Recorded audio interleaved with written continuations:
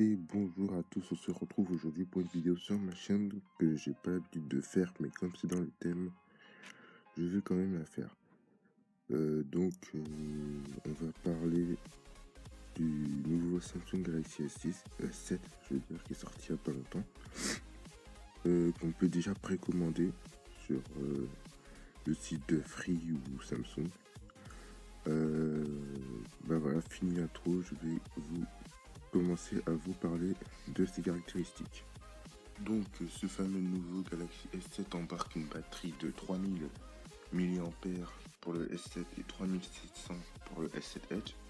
C'est vraiment beaucoup, ça veut dire qu'il peut tenir 17 heures en vidéo et luminosité maximum. C'est la combinaison la plus consommatrice sur un smartphone pour vous dire. On peut largement tenir une journée avec. Franchement, on n'aura pas de problème de batterie avec. Ensuite, il passe de 16 mégapixels pour le S6 à 12 pour le S7. On pourrait se dire qu'il est une moins bonne qualité, mais en fait pas du tout. Grâce à la nouvelle technologie Dual Pixel qui a de plus gros pixels, mais capte mieux la lumière. Donc on pourra faire de meilleures photos dans le noir. Il a une plus grande ouverture. Il passe de f1.9 à f1.7. C'est vraiment grand. Et Samsung met aussi en vente séparément la Gear 360 degrés, permettent de filmer en 360 degrés comme son nom l'indique. L'objectif photo, ça évolue aussi, hein.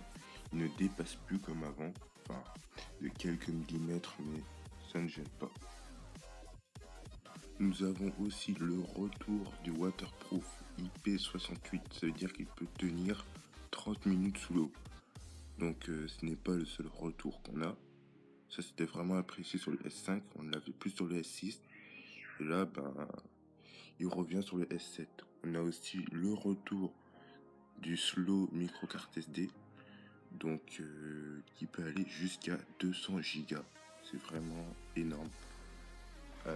Si je ne dis pas de bêtises, maintenant on pourra mettre absolument toutes les applications sur cette carte SD. Ça c'est vraiment bien. Le téléphone est vendu avec 4 Go de RAM. Une mémoire vive de 4 Go de RAM, donc ça c'est bien. Une mémoire interne de 32 Go ou 64.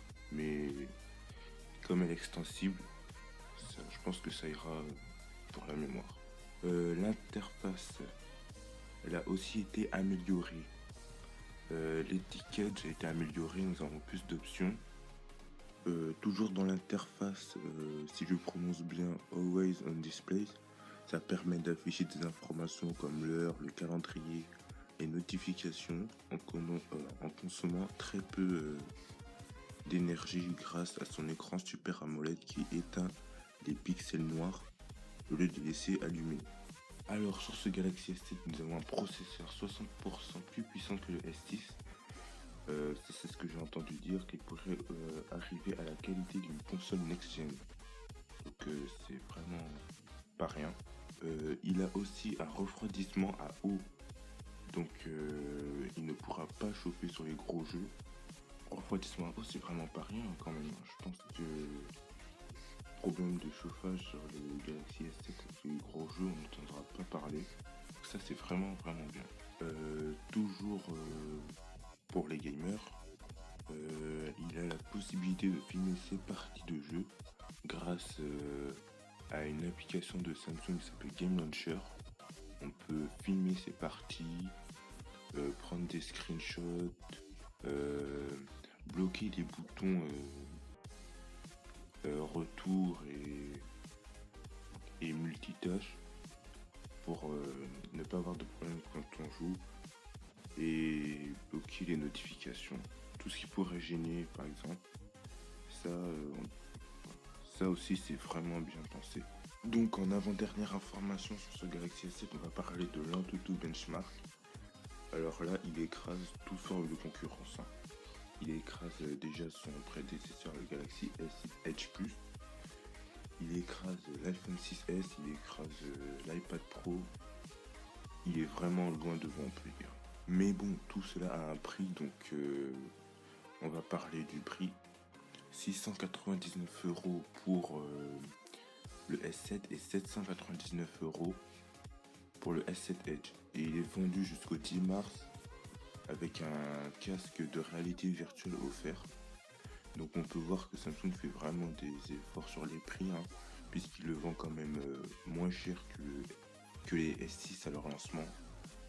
Donc franchement, on peut dire qu'on a vraiment un bon téléphone cette année. Tout ce qu'on lui reprochait l'an dernier, ben on peut plus.